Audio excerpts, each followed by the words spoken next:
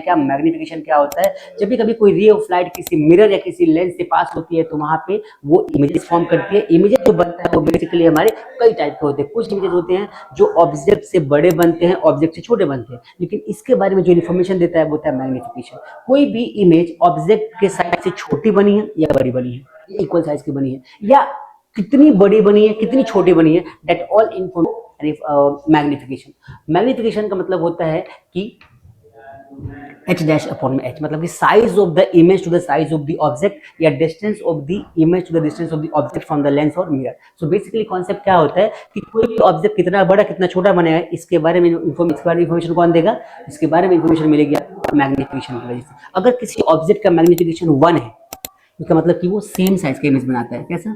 Same size का image बना है। अब मैग्निफिकेशन अगर पॉजिटिव होता है, इसका मतलब क्या होता है कि वो होता है बिगर इमेज बनाया है। कैसे बनाया है? बिगर साइज का इमेज बनाया है। अगर मैग्निफिकेशन 1 से छोटा है, इसका मतलब क्या हो गया कि उसकी इमेज क्या बनी है? स्मॉलर इन साइज बनी है, स्मॉलर साइज की बनी है। ठीक है भाई।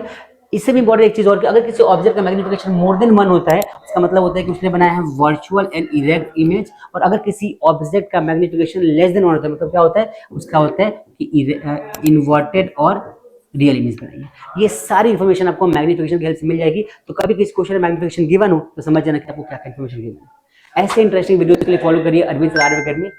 Thank you.